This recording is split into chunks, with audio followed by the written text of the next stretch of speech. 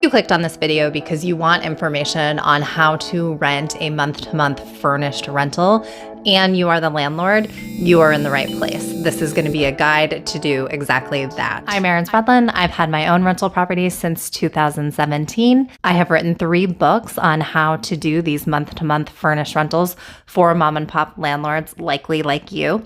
And this video is going to cover what I would do if I was new to the model in 2026. And it won't be a hard video to make because I set up people's properties nationwide or coach landlords nationwide about 2 to 4 times a month on how to do exactly this. So this video will cover information that I think is important for you to know, including who wants your properties depending on your property type, what platforms you should be on, details of the lease, how it's different for a monthly furnished rental. And then finally, we'll pull data from my last 25 clients and just look at some regional patterns so that you'll have an idea of how long it should take to rent and how much rent you can expect. So we're going to talk about these are all the different people that will need your rental. But before I do that, let's talk about definitions really quickly. So first, if you search this video, you likely found this video because you searched monthly rentals. Just so you know, this rental model is called midterm rentals, and it is also called medium-term rentals. That really only matters to you if you are doing research and you're trying to figure out and get more content around this type of model type. But if you want to search monthly rentals, midterm rentals, medium-term rentals. Sometimes people call it the traveling nurse model and also the insurance model, and I will speak to that in a second. This isn't a definition, but it's a belief of mine, and I think it's important for people that are considering becoming landlords to know, is that most people really like their renters. So we see a ton of content around nightmare tenants that left meat in the freezer forever, they trashed the unit, etc., etc., etc. Right? I like the news. I think the news is really important. I think we need it more now than ever. But I think that a good story, a story that people care about, is when a tenant or a renter goes rogue. And a bad story is the everyday story of a renter just coming in, paying their bills, and leaving. Like, I have had one nightmare experience, but even that was very recoverable. And then everything else that's been sort of a pain is just an annoyance. So really, when we talk about landlording gone wrong and stuff, it's more just like little issues that come up throughout your rental or minor repairs that you have to do. It's pretty rare that you get someone that is just a disaster. And I think it's even more rare if you have a little bit of experience or if you're paying attention. And so I say that just so you won't worry so much. I know people like just have this idea that renters are terrible people and they're going to treat your place awful. And that just hasn't been my experience. And it hasn't been the experience of the people that I work with. And I have been in this industry since 2017. In the meantime, if you have learned anything in this video yet, or if you learned something in this video, please like it. If you feel inclined, comments serve as engagement to the algorithm, and it helps push this content out to other people that need to find it. And it also helps the algorithm understand that you're trying to self-educate on this type of content, and the algorithm will send you information about medium-term rentals, mid-term rentals, etc. And obviously not just from me, but other content creators in this space that talk about monthly rentals that are furnished. Sooner you can flip to that mentality of like, this is my first small business. I'm excited to have clients, which are your renters, and I'm going to do everything I can to make it a good experience.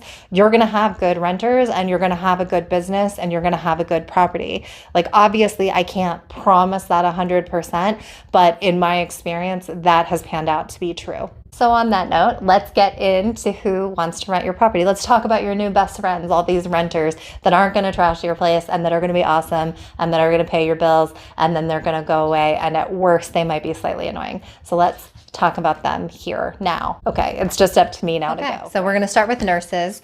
The reason why we're going to start with traveling nurses is because traveling nurses are where a lot of this started. And it's also part of the reason why they call it the traveling nurse model. And it is because in the past, it was primarily primarily traveling nurses that needed these types of properties. Traveling nurses get 3-month contracts on average, and so they go to different areas to execute their job, and they need somewhere to stay for 3 months, and they need it furnished because they're not going to lug all of their stuff. So that's why it's called the traveling nurse model. And then related to that, we saw a lot of rental traffic come from travel nurses during COVID, when COVID was hot, because we had a bunch of nurses going to urban cores, going into cities, and so they needed somewhere to stay. And so you saw landlords start to cater to traveling nurses. This also happened about the same time that a lot of cities started to change their legislation, meaning they were prohibiting short-term rentals, and short-term rentals by definition are rentals of 30 days or more. So that's nurses. I don't love nurses because there's a lot of competition. People really know about nurses. So a lot of people are trying to create those one-to-one relationships. And the one-to-one relationships are something, I don't know if it's still popular. I never advocated for it, and I've heard about it less from my clients in the last 6 months. But last year it was like a big thing where it was like, cultivate a one-to-one relationship with an insurance carrier or a nurse. And I just completely disagree with that, because first off, you have to cultivate that relationship. So you have to get someone on the phone. And because of that advice, those people are getting like 10, 20 different people calling them, trying to cultivate a relationship. So something tells me it's getting overwhelming and annoying for people that work with traveling nurses and try and get them housing. And same thing with insurance. They're getting inundated with calls they didn't expect. Then on top of that, they need to have someone that's dates work for your dates. They need the property that you need. It needs to be something that they like. So for all of those reasons, I hate pursuing a particular tenant type. So second to nurses, we have the insurance companies. And what the insurance setup looks like is it's typically people that have been displaced because of something that's happened with their house, and they need a property to go to. And we'll talk a little bit more about what kind of property types you would want to buy for these situations, because it's very different. Like insurance has a certain kind of property type, I think, that does well, whereas nurses would need a totally different type of property. Popular with my clients, and I work with a lot of people in Texas, New York, Florida, California, Colorado, and the Southeast United States. A lot of clients in the Southeast United States. And so what we see there is a lot of home renovations, and people also that have new builds. And both with the home renovation and also with the new build, there have been delays. So the people have to be out of the house where they're at. Also, this is happened to sellers when sellers could sell their houses. It's happening less and less, but you would sell a property, you hadn't identified the next property yet, and so you needed somewhere to stay in the interim. For new builds and for home renovations, these are simply people that just need somewhere to live in the interim. Same thing for people that are new to a city. So they have moved to a city, they're not sure what neighborhood they want to work in, or they just haven't figured things out yet, but the job is starting on this day. So they're going to rent your property to buy themselves a little bit of time, and that's also very smart of them and a good option for you. Other than that, I've seen people come in because they have family nearby, but they don't really want to live with that family. Fortunately, I have seen a number of cancer patients come in and rent because I guess the cancer treatments can take a little bit longer. So people will move to cities to be closer to the hospitals. People that are getting divorced, so people that have separated and they're not really sure which way it's going to go, but they just need a little bit of a break. They often rent these. And then finally, I have assignments. And assignments, I just mean work assignments. People will say corporate rentals, but I think less and less, it's not corporate rentals. It's just people that need to go work at a university for a little bit, or they're being stationed in the military for a little bit, or they're being brought in on an assignment. Those types of people also need your rental. The point is, it's robust, and you don't want to have any specific avatar or niche that you are going after. What you want instead is a very good rental on the big platforms, and they will find you. I never chase down renters. I never cultivate any relationships. And I have a 92% occupancy on my own rentals. And I tell you, from the time they list on the platforms to the time they get a renter walking in the door and paying, on average, it's 3 weeks. So I don't worry at all about finding people or writing specifically to any kind of tenant type. I think even people that are open to all sorts of tenant types, they'll still write the listing specific to nurses, like hospitals are here. It's really good for medical professionals. And I really discourage you from from even doing that, because when you do that, whether you mean to or not, you are turning off all the other people that could potentially rent to you, or at least you're creating a barrier to them identifying with your property. So that's why I don't think that that's a good policy, and I don't do it myself.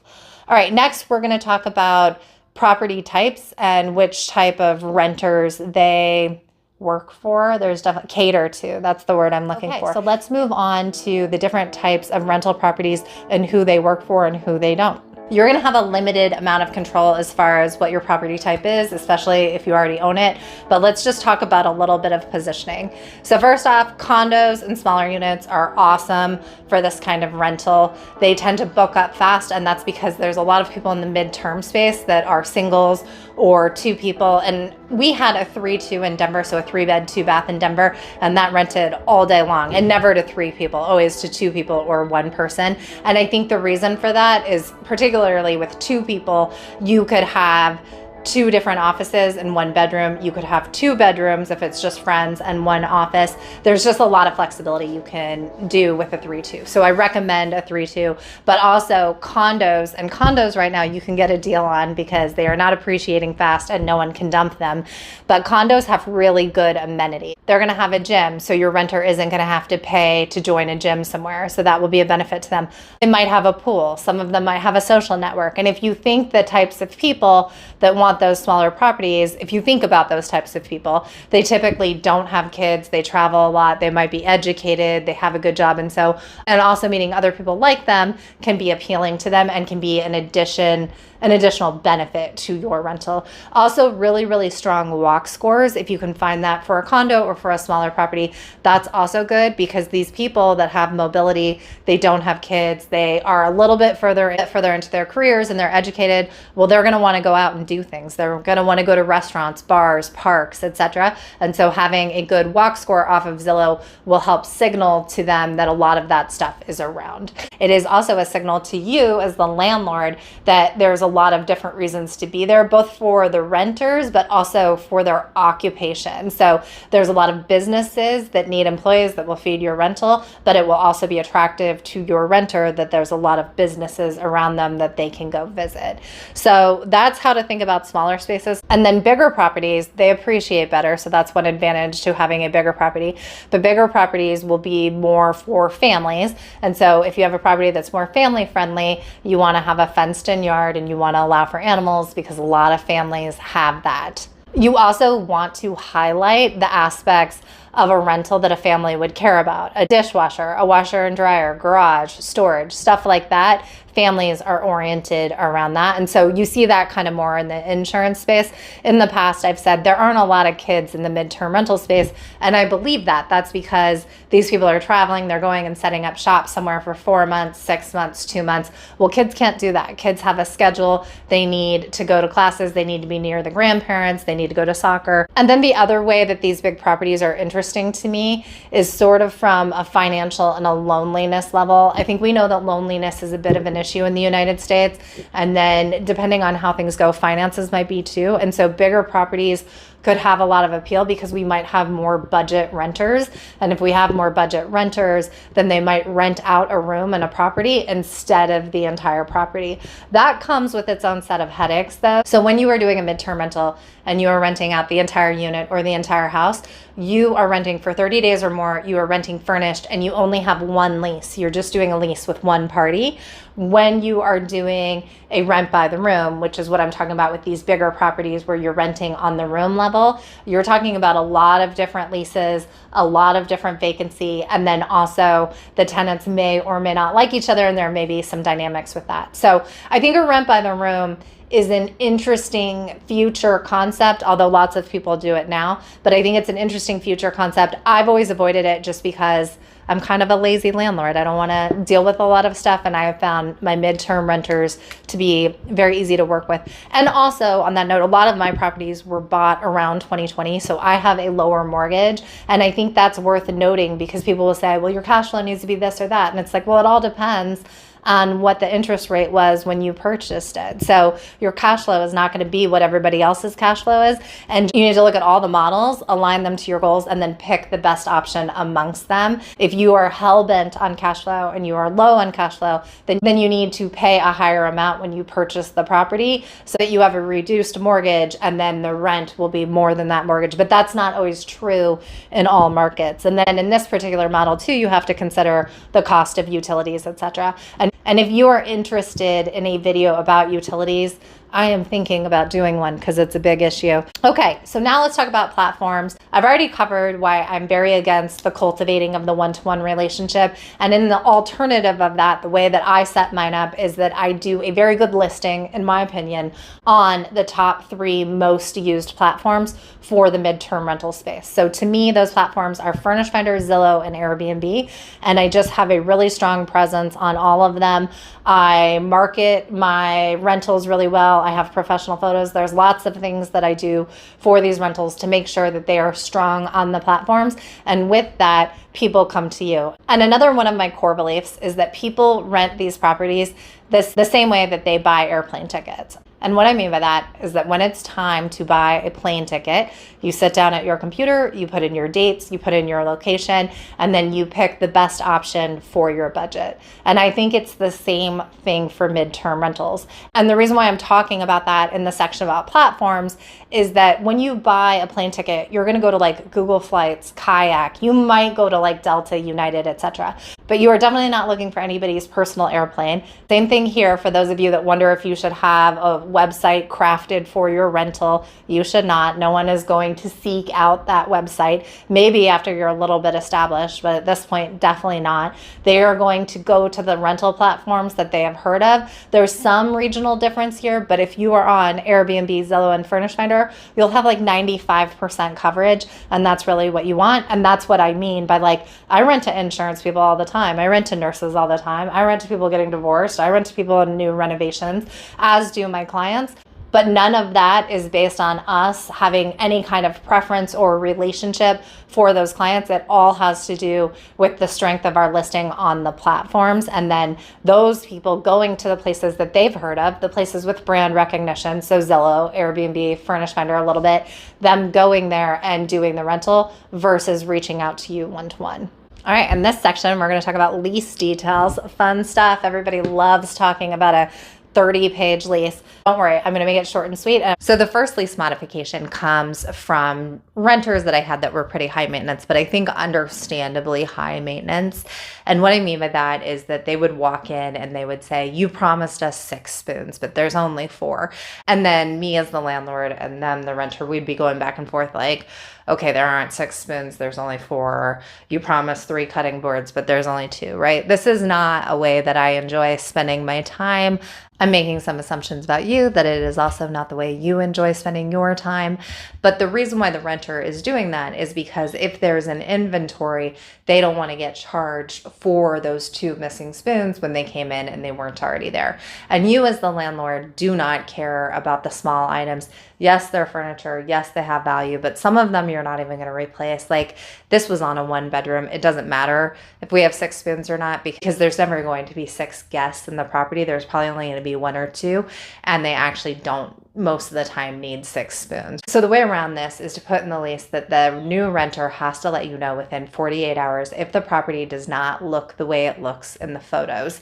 And if they let you know, then you'll document it. If they don't, then when the rental ends and you are reviewing the property and figuring out what you're going to charge against on the deposit, if you're going to charge against anything with the deposit, then you are going to rely on whatever they told you in the first 48 hours, or they are consenting that there was no issue with the property in the first 48 hours. And that's how you're going to calculate what's going to come out of the deposit. So that's one way to do it. The other way you could do it is to do an inventory of everything that's worth $300 or more and document that. But I just do the 48-hour trick and it's worked out pretty well for me.